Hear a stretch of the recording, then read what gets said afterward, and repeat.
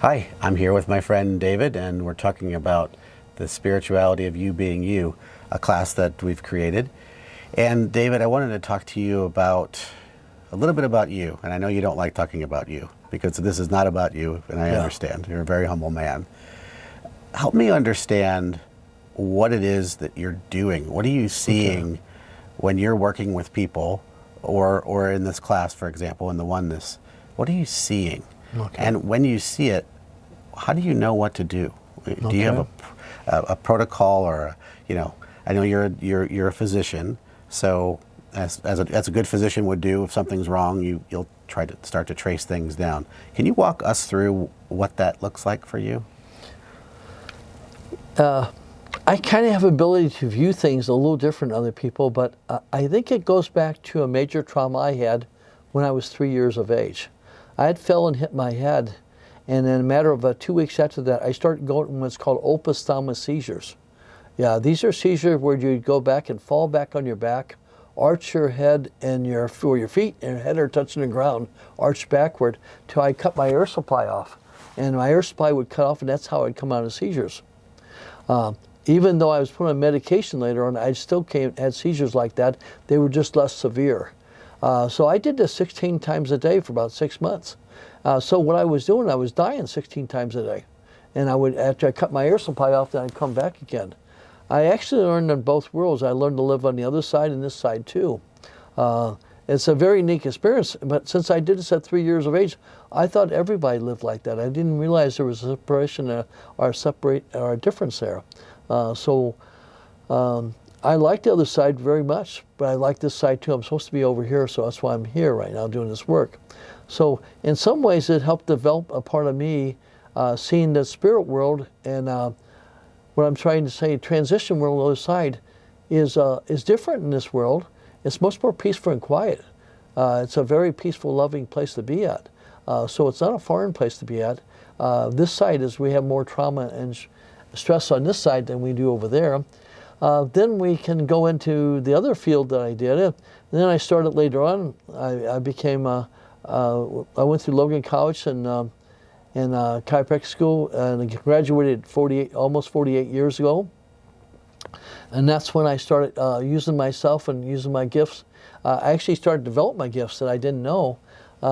So anyway, one of the gifts I have, I enjoy understanding the physiology of how this body works. I really think this body is really a miracle by itself. I've been doing this for 48 years and I'm still not bored yet. I'm still learning all the things about the body on a continual level. And when I say body, I really mean body, soul, and spirit. All three of our parts of us. That's who we are as a whole being. So we can have problems in our soul that are causing illnesses in our physical body. We can have problems in our spirit that's also causing problems in our physical body. We can have health problems that are related to those totally differently. And as soon as you clear those up, then the physical problems clear up. So we're all interconnected and interrelated, these three parts. What I've learned to do, at one time I was going in other people's body and feeling what they'd feel, and do work like that, and try to help people find out what their issues are and what's going on. That's a very dangerous thing to do, going in other people's bodies. So I quit doing that energetically, because I got seriously sick multiple times, and it took me time to recover from that by taking on their illnesses up in here. And that's what a lot of shamanic people do, go into other people's bodies and pick up energy. So that's a very dangerous thing to do, to be honest with you. I learned to do they asked Spirit, how should I do this where I won't be harmed like I am right now? And what was directed at me and shown to me, I can work from, we have actually 12 chakras we live in, 7 in the body, 5 outside, but we also have what's called the 8th chakra, which lies 6 to 8 inches over your head. It's your higher spiritual self. From your higher spiritual self, you're able to connect from my higher spiritual self to the other person's higher spiritual self. So I've developed a way of connecting back and forth these two, which we all can do. We do it many times in different ways.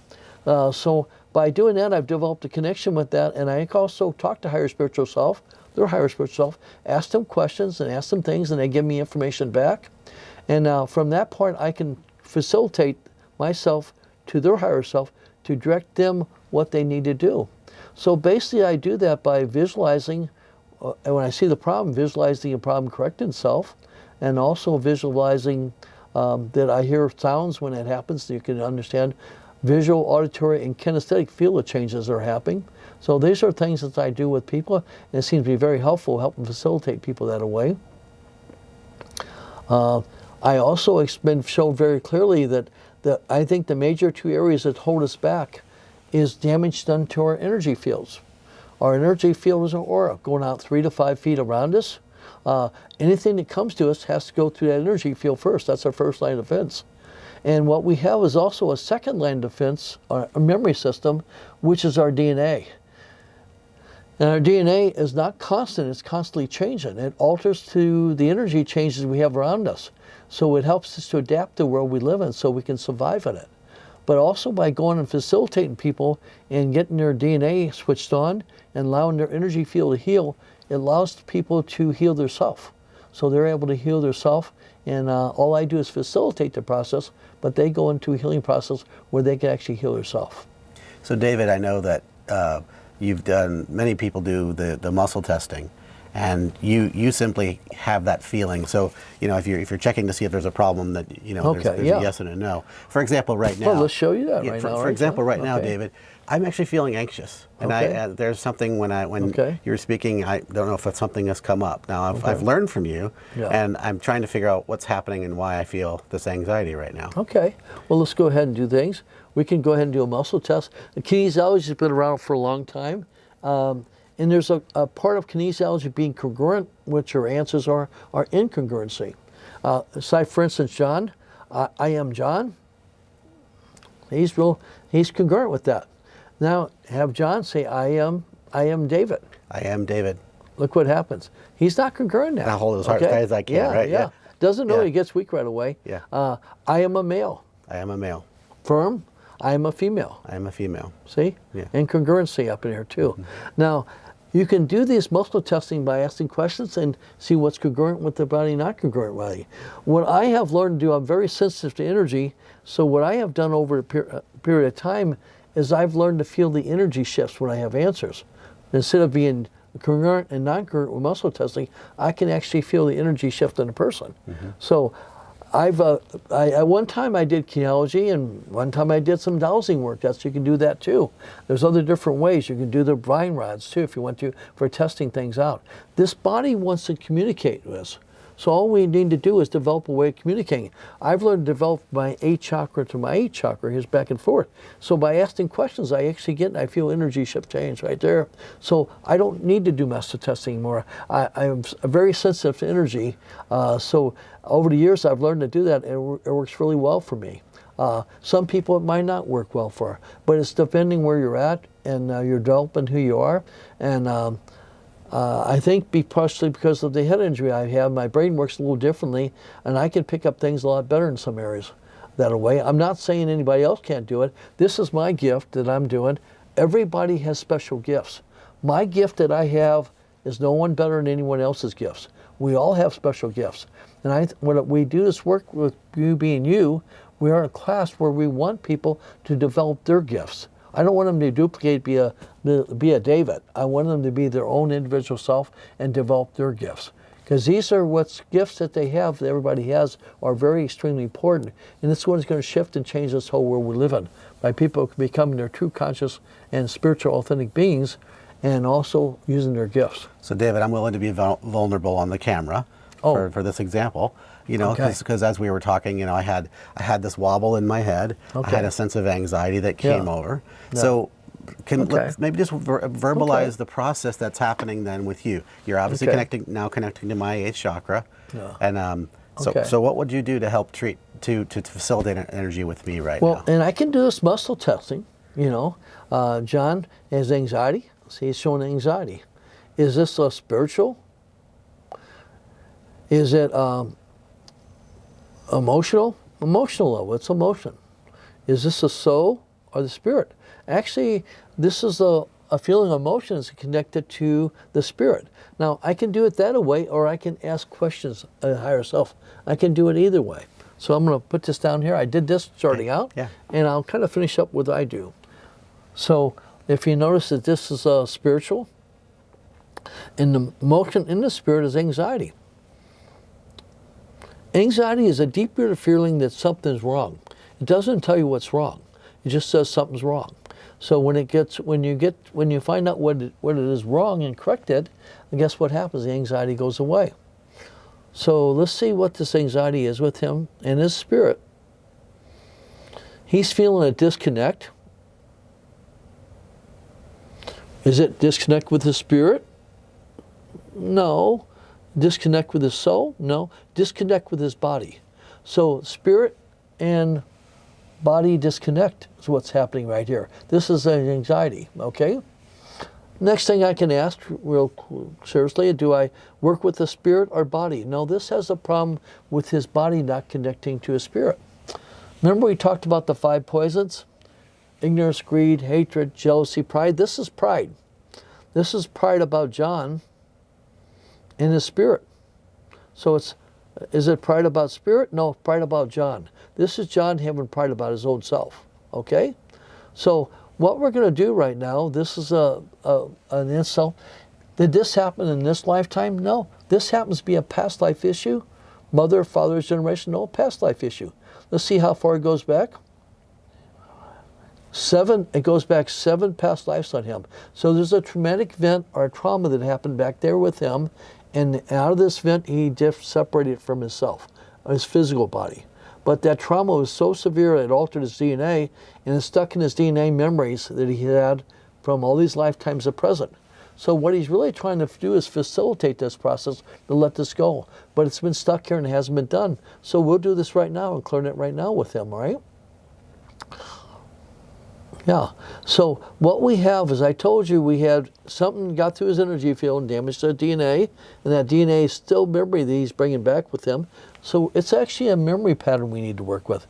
So first thing we're going to do is correct the DNA from 7 past lives to conception, conception to birth, birth to present time. I'm just switching all that DNA back on by seeing the DNA switch from all these past lifetimes to present time.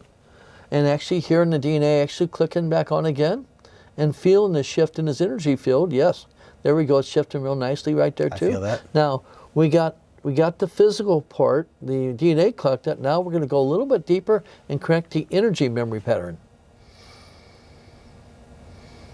And we're just shifting his energy back to as if it never had this trauma that he had back then. We don't even know what the trauma is, doesn't matter. But it's about correcting the energy back to normal. And as we've done this, guess what happens? He releases the trauma. The energy patterns change, the trauma released 7 past lifetimes ago. Now, him being as him connected to anxiety levels, how about anxiety? Anxiety level right now? Mm-hmm. How you feeling right, John? I feel really calm and peaceful. Okay, yes. okay. See, this is kind of a pattern I work with. It varies a lot because you have to kind of ask the questions and dig and probe where the problem's at. But as soon as you find a problem, then I release the DNA and also the energy patterns reset back to normal, and then you're able to release the trauma. I don't even know what the trauma was that John had 7 past lifetimes. Do I need to know? Not really. Okay? It's about when we release the DNA and the energy, he's able to release the trauma. So in the class, so I you and I are working one-on-one. That in the class, we all are in oneness at that point. Yes. So the presence of that 7 past lifetimes ago that you just diagnosed is in that oneness field. Yeah. Is that correct? Yeah. And if there happens to be in the class of 3 or 4 other people have very similar issues, guess what? Those are cleared too. Not only clear John, but it also clears them too. This is the power of oneness. We're all one, we're all interconnected. So as you treat one, you treat all. It's the connection we have with everyone. See, energetically, we're all connected. In the reality, we've done this separation, and it's mainly been pride. The poison of pride is what separates us from ourselves. That's why I think of all the 5 poisons, ignorance, greed, hatred, jealousy, pride, I think pride is the most poisonous because it separates us from ourselves, but it also separates us from others and also separates us from God. So it's we become disassociated from the world we live in. And many people I work with, it's amazing how disassociated they are from their physical bodies as well as their spirits. So it's an amazing thing to take these energies, these traumas away, and it allows you to clear all these blocks up so you can see the true spiritual authentic you and start reconnecting on a whole new level to yourself, to others, to God, and going into oneness with the whole world we live in. And there. David, is that the quantum field? So when you went into the oneness and when you were facilitating the energy with me and for me, Yes. that's the quantum field where everything is perfect. Yeah. Everything. And everything's energy, and we're in a whole, I said we're in a sea of energy, okay? And we all have these traumas we have and shocks we have. It's part of our learning process down here. It's part of our growing process. Yeah, with physical problems, let's just say I did have something wrong, I don't know, physically. That takes a little bit of time then to facilitate down. So you clear the shock and the trauma, like let's say there was something, a whiplash or something from a previous life accident or something like that.